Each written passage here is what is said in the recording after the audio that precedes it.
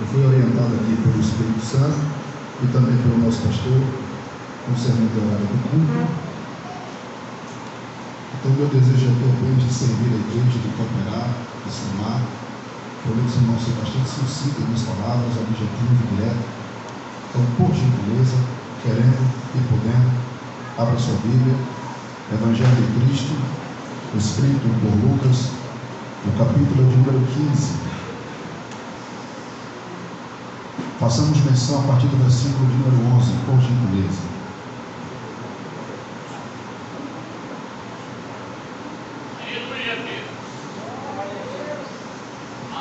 Todos encontraram? Leiamos. Um certo homem tinha 2 filhos, e o mais moço deles disse ao pai: dá-me a parte da fazenda que lhe pertence. E ele repartiu por eles a fazenda. Poucos dias depois, o filho mais novo, juntando tudo, partiu para uma terra longínqua e ali desperdiçou da sua fazenda, vivendo dissolutamente. E havendo ele gastado tudo, houve naquela terra uma grande fome, e começaram a padecer necessidades. E chegou-se a um dos cidadãos daquela terra, o qual mandou aos seus campos apacentar porcos. Versículo 16. Desejava encher o seu estômago com as bolotas que os porcos comiam, e ninguém lhe dava nada. Caindo em si, disse: quantos jornaleiros, outras traduções diz, trabalhadores de meu pai, têm abundância de pão, e eu aqui pereço fome. Redobra a atenção no versículo 18, por favor. Levantar-me-ei e ter com meu pai, e dir-lhe-ei: Pai, pequei contra o céu e perante ti, já não sou digno de ser chamado teu filho. Faze-me, recebe-me como um dos teus trabalhadores. Levantando-se, foi para o seu pai, e quando ainda estava longe, viu seu pai, e movendo-se de íntima compaixão, correndo, lançou-lhe ao pescoço e o beijou. E o filho replica dizendo: Pai, pequei contra o céu e perante ti, já não sou mais digno de ser chamado teu filho. Ai, meu Deus, versículo 22. Mas o pai disse aos seus servos: trazei depressa a melhor roupa, vestido, e pondo-lhe um anel na mão e sandália nos pés. Trazei o bezerro cevado, matai-o e comamos e alegremo-nos, porque este meu filho estava morto, mas reviveu, tinha se perdido, mas foi encontrado. Feche sua Bíblia, irmãos, por favor. Façamos mais uma oração. Bondoso Deus e eterno Pai, Senhor da glória, Senhor, queremos continuar te adorando, Senhor, esta noite. Agora, por esta palavra lida e revelada aos nossos corações. Espírito Santo, amigo fiel, és bem-vindo neste lugar. Toma a primazia deste culto. Em primeiro lugar, pertence a ti. Manifesta o teu poder uma vez mais. Glorifica o teu nome. Pois tomamos uma atitude na noite deste dia.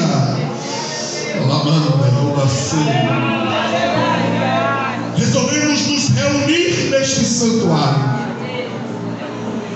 Além de nos reunir, nos unirmos no mesmo propósito e com a mesma finalidade de buscar a tua face e de sentir a tua presença. Oh Deus, fala conosco de uma forma direta, concisa e explícita. Deus, eu te faço uma oração costumeira, Que no abrir e fechar de minha boca não venha a ser aqui apenas o teu servo falando, mas que verdadeiramente venha a ser o teu Espírito ministrando aos nossos corações neste lugar. Agradecemos por tudo, Deus, em nome santo de Jesus. Se você concorda, toma o seu assento adorando a Ele, por favor.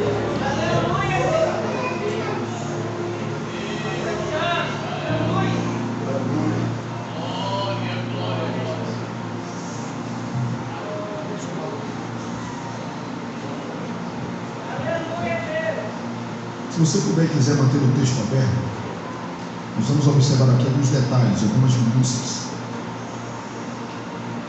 Já se fez sabido a presença do nosso pastor Maurício. Ele foi o canal de Deus que Deus se utilizou para que nós aqui estivéssemos. É uma oração que Deus continue abençoando a vida do nosso pastor. Amados, eu gosto muito aqui dessa metáfora, dessa ilustração, parábola, como você queira apresentar. O fato é que nós precisamos observar aqui alguns pontos, para que daqui para frente nós podemos pontuar e observarmos alguns detalhes de forma minuciosa.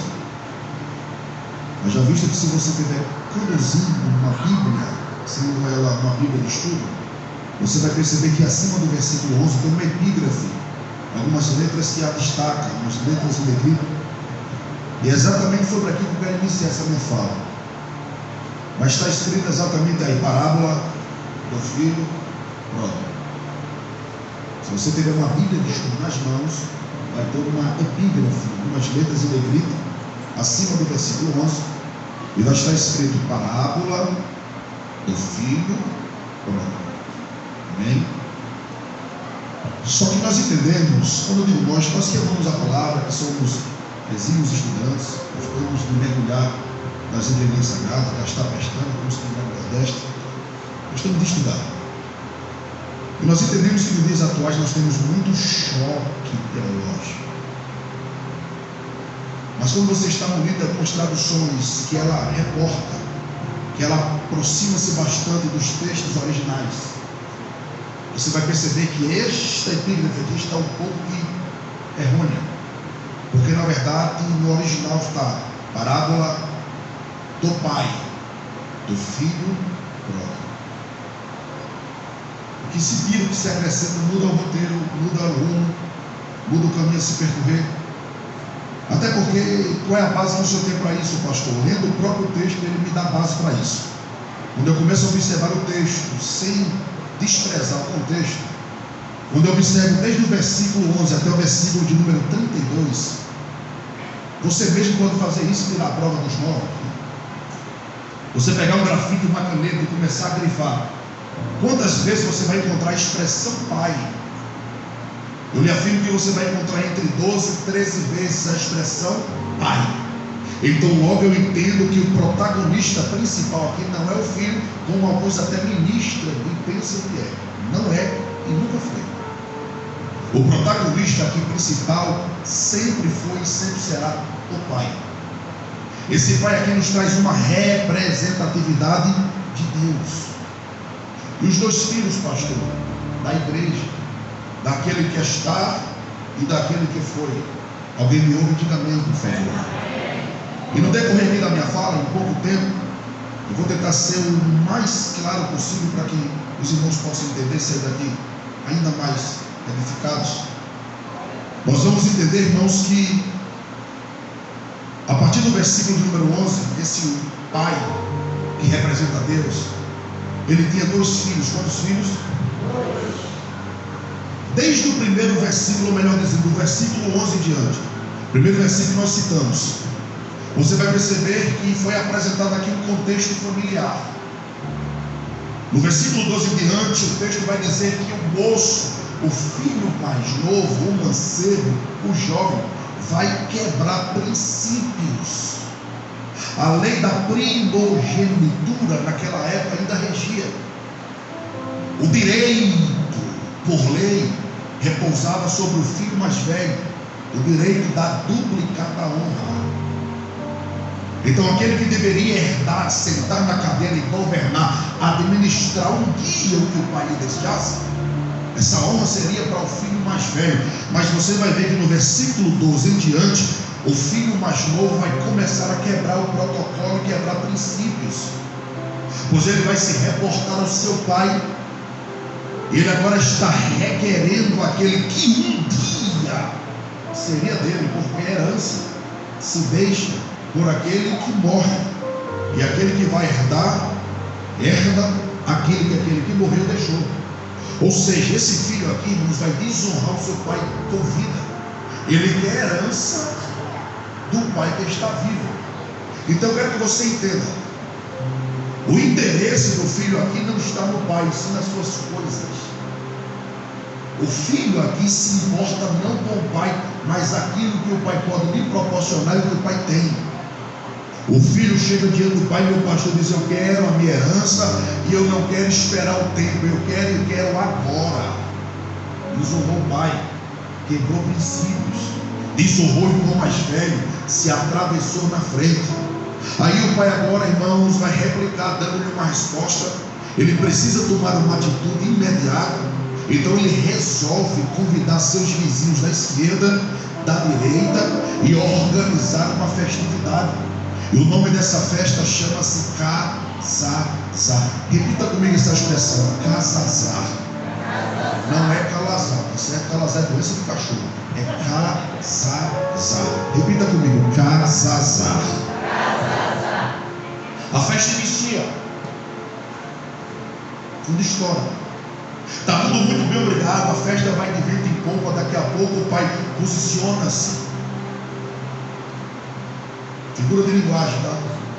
O pai agora assume o púlpito, toma o microfone em suas mãos, chama a atenção dos seus convidados e diz: a partir de hoje, nesse momento, ele cabe o seu filho mais novo do pastor para perto dele pela mão, e ele agora vai verbalizar e vai dizer: a partir de hoje, esse meu filho para mim está morto. Irmãos, o texto bíblico vai dizer que esse moço foi tomado por uma vergonha ímpar, de tal modo que, passando-se alguns dias, ele junta tudo que tem e parte para uma terra longínqua, uma terra distante. Só que esse moço aqui tomou uma atitude, e toda atitude que nós tomamos, nós precisamos ser responsáveis por aquilo que fazemos. Toda ação requer uma reação. Tudo que eu faço tem uma consequência, seja ela boa ou má. A escolha está em suas mãos.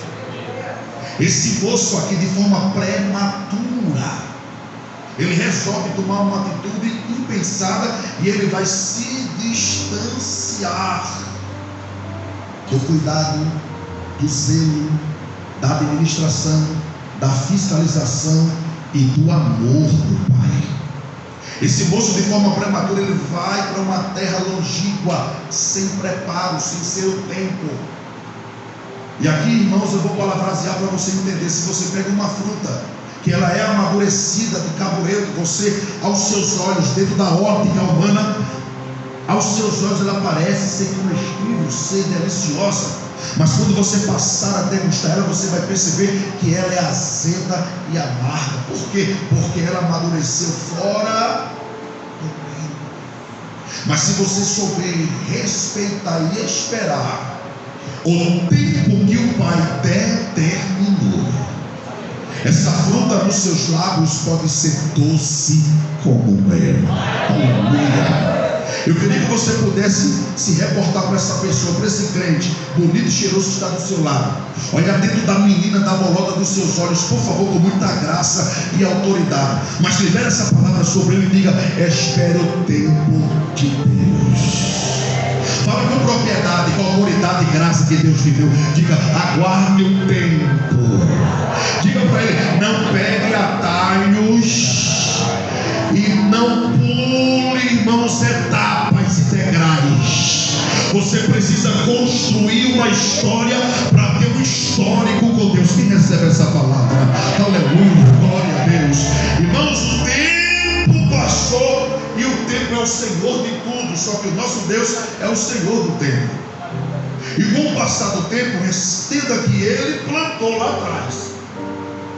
É igual a cartão de crédito, irmão. Você passa tão bom, mas a conta chega. O tempo passou e a conta chegou. O próprio contexto vai dizer que onde ele estava, lhe acometeu uma grande crise, de tal maneira que ele não conseguiu mais administrar. Seus amigos momentâneos e oportunistas foram todos embora, de forma rápida, junto com eles a sua herança. O tempo apertou essa crise, a tendência de crescer e aumentar, de tal maneira, irmãos, que ele gastou tudo de forma dissoluta. Essa expressão dissoluta quer dizer irresponsável. Ele era prematuro, não tinha administração, não tinha experiência, não estava no tempo ainda. Então ele plantou lá atrás, chegou o tempo de colher. Ação e reação. O fato é que esse moço aqui, meus irmãos, está enfrentando uma grande crise, está distante do pai, a herança foi embora, com a mesma velocidade que a herança foi embora, seus amigos também lhe abandonaram, e ele percebe, meu pastor, que ele está literalmente só, dentro, no meio desta tempestade, desta crise, e sendo encurralado e engolido por ela. E a crise vai aumentando e ele precisa fazer alguma coisa, porque chegou um momento crucial da sua vida, divisor de águas. Meus irmãos, a crise foi tão grande que chegou um momento que ele teve que optar entre aparar a barba, cortar o cabelo ou fazer uma refeição, seja ela pela manhã, pelo meio-dia ou à noite. E certamente ele optou em se alimentar para poder manter esse corpo físico, essa máquina chamada ser humano funcionando. Mas com o passar do tempo, irmãos, as coisas foram apertando cada vez mais, porque o texto diz que a crise era grande. Aí chegou o momento que ele agora vai tomar uma atitude. E que atitude seria essa, pastor? Ele tinha ainda um elo com a casa paterna, pois a sua nudez era coberta por vestes caras, finas, diferenciadas, que valia algumas moedas. Então a única coisa que liga ele à casa paterna são suas vestimentas que ele recebeu do seu pai, quando ele ainda estava na presença do pai, sendo honrado pelo pai. Mas ele precisa manter esse corpo físico funcionando, e a única coisa que ele tem que vale algum dinheiro são suas vestimentas. Então ele vai chegar ao ponto de se desfazer de suas vestes em prol de trocar por um prato de comida. Aí talvez você me retruque nesta noite e diga: pastor, e o que é que ele vai fazer para poder cobrir a sua nudez? A sua nudez vai ser coberta, mas vai ser coberta por trapos de imundícia, símbolo do pecado. Ele rebelou-se contra o pai, e agora a conta chegou. Com o passar do tempo, ele vai tomar outra atitude que ele nunca tomou para com o pai. E que atitude seria essa? Ele vai bater em portas com um desejo de encontrar algum emprego. Ele vai querer enriquecer alguém para poder se manter vivo, distante do pai. E ele vai bater em portas, e as portas vão permanecerem fechadas. Só que a circunstância pede que ele insista, e ele vai insistir. E um dia uma porta vai se abrir, e eu queria que você redobrasse a sua atenção para isso. Uma porta se abriu. Porém aqui eu afirmo para você que nem toda porta que se abre é Deus que abre. A porta se abriu, o pastor, se abriu. E a proposta de emprego, irmãos, entende, veja o trabalhar do adversário. A porta que se abre também é de um fazendeiro parecido com o seu pai. Porém, esse fazendeiro lhe trazendo uma proposta de emprego, não é fazendeiro de gado como o seu pai, e sim fazendeiro de porcos. Mesmo que sendo uma metáfora, parábola, ilustração, nós estamos dentro de um contexto de um povo que não pode nem se aproximar do porco, não pode nem tocar no porco, porque é tido como imundo, como maldito, como anátema. Imagina estar entre eles. Só que a circunstância era tão apertada que, lendo a Bíblia, eu descubro que ele vai aceitar o desafio do emprego, E a Bíblia diz que a proposta era para ele tomar conta de um campo recheado de porcos. E ele aceita o desafio e vai cuidar de porcos. E o tempo passou. Diga amém, por favor. E com o passar do tempo, ele está cuidando da comida, das alfarrobas, das bolotas dos porcos. Aí o texto diz que o seu estômago, isso aqui eu estou fazendo uma exegese mesmo que primária, estou interpretando o texto para você, mas o texto diz exatamente isso, que o seu estômago lateja de fome, porque ninguém lhe dava nada. Eu quero que você entenda que mesmo o Pai distante, ele continua no controle de tudo. Mesmo o Pai distante, ele tem o poder de fazer o coração de pessoas que nos ladeiam endurecer com semente a nós e não nos dá nada, porque o Pai nos coloca no prumo nível. O Pai sabe aonde apertar, como apertar e como fazer. Glória a Deus. Esse moço aqui está separando as alfarrobas, as bolotas, as comidas do porco, e nasce um desejo nele, irmãos, terrível, de comer a comida dos porcos. Eu estou falando de um príncipe que só tem mais um irmão, que é filho de um homem riquíssimo, fazendeiro, dono de gado, um homem que tratava os seus filhos como verdadeiros príncipes. Tudo aquilo que o dinheiro pudesse adquirir, o pai dava-lhes a eles, seja roupa, calçado, comida ou casa. Nós estamos falando de um jovem, irmãos, que participava dos melhores e maiores banquetes da terra. Nós estamos falando de um jovem, pai, irmão, que era amado, abraçado e cuidado pelo pai. Nós estamos falando de um jovem, irmãos, que estava dentro de um contexto de família, e agora, pastor, está literalmente na sarjeta. Sabe quem são seus amigos? Os porcos. Sabe onde é seu convívio? Lama. Perceba que desde o primeiro momento que ele tomou a atitude de se distanciar, ele só vem descendo degraus, descendo degraus, descendo degraus.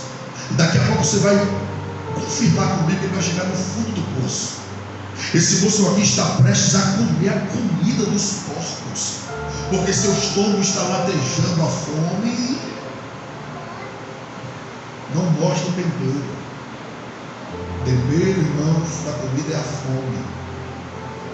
O tempo passou, e quando ele está com as mãos na comida, separando para alimentar os porcos, ele está prestes a abocanhar a comida dos porcos. Aí ele para, certamente ele coloca a mão na cabeça, e ele faz uma retrospectiva da sua vida. Será que você teria coragem de fazer uma retrospectiva da sua vida? Não precisa ir muito longe, não vai uns 3, 4 anos para trás, sim. Lembra onde é que tu estava e vê agora onde é que tu estás.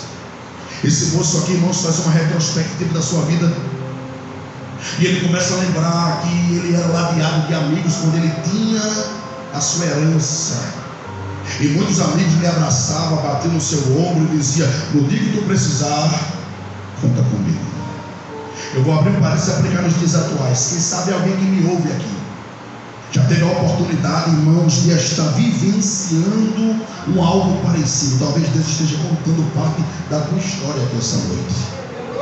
E você também tem amigos oportunistas, que eles enxergavam em você uma oportunidade de satisfazer os seus prazeres momentâneos.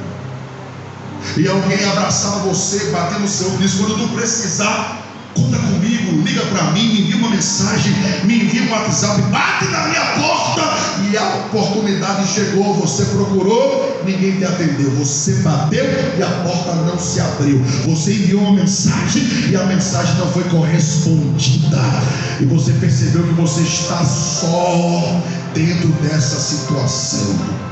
Esse moço aqui, meus irmãos, ele percebe que o seu rosto está banhado por uma lágrima amarga de frustração. Ele percebe que na verdade ele não tem amigos, coisa nenhuma, que no momento seus únicos amigos são os porcos. E o diabo agora encontra, irmãos, uma oportunidade de começar a enviar dados inflamados, seta maligna, e passa lampejos de pensamento nele, como passou você. E que lampejos de pensamento é esse, pastor? Tirar a vida, acabar com essa dor, com essa angústia. Foi isso que passou na vida desse jovem, e eu te provo isso. Esse jovem está sendo oprimido porque o primeiro campo que o diabo quer dominar na vida de uma pessoa é a mente. Se ele conseguir dominar a tua mente, ele faz você de capacho, ele leva você para onde ele quiser. É por isso que muitas vezes, quando nós estávamos lá fora, você batia o pé e dizia: hoje eu não bebo, daqui a pouco você se encontrava embriagado. Aí você dizia: hoje eu não uso droga, daqui a pouco você estava literalmente drogado. Hoje eu não me prostituo, daqui a pouco você está mergulhado na prostituição. Por quê? Porque o diabo cegou você, mudou em você e estava explorando em você e levava você para onde ele queria.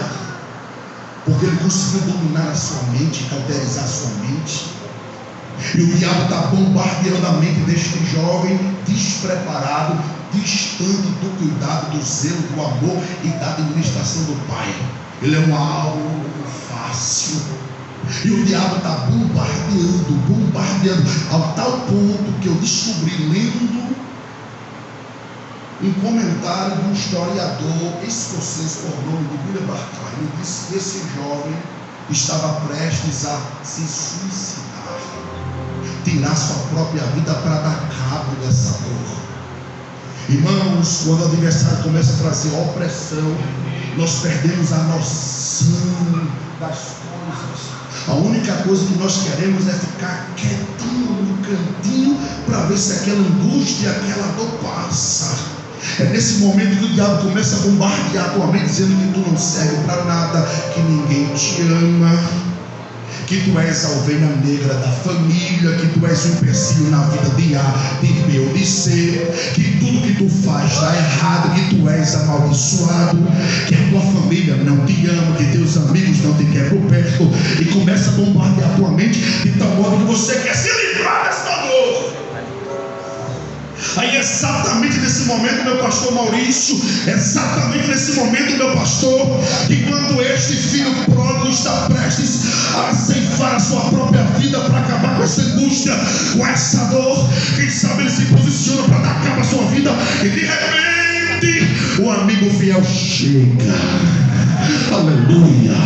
E que amigo fiel é esse, pregador? O amigo fiel chamado Espírito Santo. Aleluia! Pode todas as pessoas, humanamente falando, te abandonar, virar as costas para você, te rejeitar, te tirar por nada. Eu vim lá da Paraíba com essa palavra inflamando meu coração para te dizer: você tem um amigo fiel de todas as horas. Quem recebe essa palavra, levanta uma das mãos, por favor. Como é o nome dele, pastor? É o Espírito Santo. Aleluia! É aquele que te entende, é aquele que enxuga tuas lágrimas, é aquele que abraça a tua alma. É aquele que traga no teu coração e diga: aconteça o que acontecer, eu sou contigo. Levante uma das mãos, por gentileza. Eu não vim aqui brincar de opa-opa. Eu disse boca de Deus para a tua vida e vou usar a palavra. O profeta Isaías diz com muita autoridade: não temas, porque eu sou contigo. Não te assombres, porque eu sou o teu Deus. Eu te ajudo e te sustento com a destra da minha justiça. Sinta aí Deus pegando você pela mão direita e te colocando de pé.